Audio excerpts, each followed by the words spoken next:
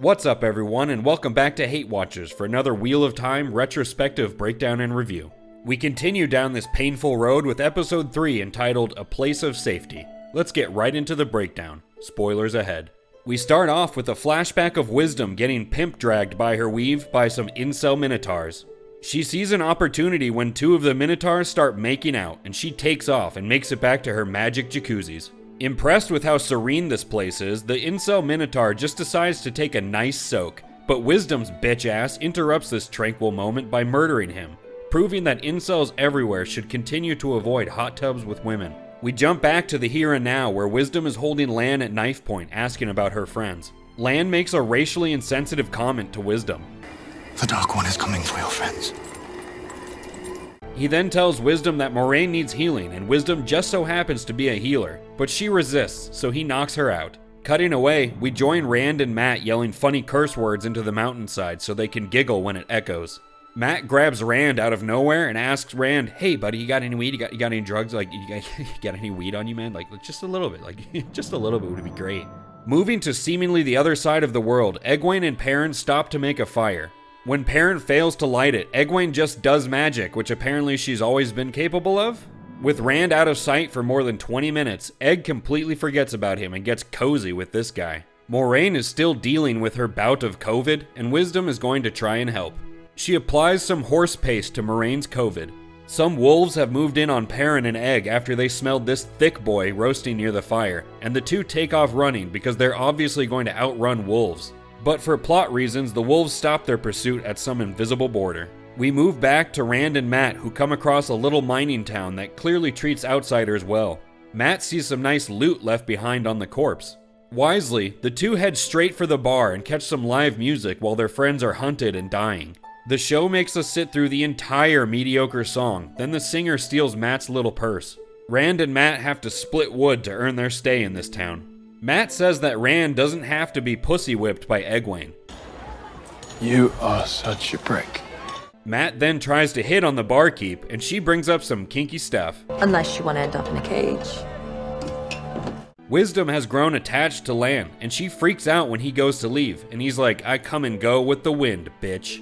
Perrin and Egg approach a mountain, and he tries to leave her behind, but she uses her feminine superpower and guilt trips him. Just look at how happy he is about it. They walk through a creepy forest when the village people and Taika Waititi show up. The village people ask them if they've heard of the word of Scientology before welcoming them to their shitty town that's just 4 wagons, because it turns out they're gypsies. We cut back to Rand, who's doing all of the work, when the barkeep pulls him aside to show him his room for the night. Then she assumes that he and Matt are gay. Wisdom checks on Moraine's COVID, and the horse paste seems to be working. Matt can't stay away from shiny objects and comes back for the loot on the corpse. The singer thief comes up behind him and says the guy was killed because he was a ginger. The singer then assumes that Matt wants to play with the corpse. We've all had desperate moments. Tell me when you're finished. Then the singer says, "Let's at least bury him now that you're done," and Matt looks for a way out of it. Rand is flirting with the barkeep because any girl is an upgrade from Egwene, and he wants to prove he's not gay. It's working a little too well as she tries to kiss him, and he rejects her, so she gets aggressive. I really like you, Rand. I said get on the bed. She says they have to wait for Matt because she wants to turn this duet into a group thing. Rand really wants to get out, so he has a sudden burst of Dragon Reborn-like power and breaks down this iron door. He grabs Matt and they run from the Psycho Slut. She corners them and it gets even creepier. I see you. At night in my dreams, all 5 of you. Turns out she's trying to find the Dragon Reborn to take them to the Dark One so he can change things and break the Wheel of Time. The Psycho Slut gets a knife in the throat from the singer because she didn't tip him earlier. Moraine, Lan, and Wisdom are greeted by Chipmunk Supreme, who says they've captured a man calling himself the Dragon Reborn, but we all know he's just a dollar store knockoff. And the episode comes to an end. My god, this was a boring episode. This one was really tough to get through. Maybe we've made it harder on ourselves by leaving a week between episodes, but damn, it was hard to care about most of the scenes in this one. Maybe on the positive side of things, Moraine was unconscious the whole time, so there was a bit less women superiority messaging here.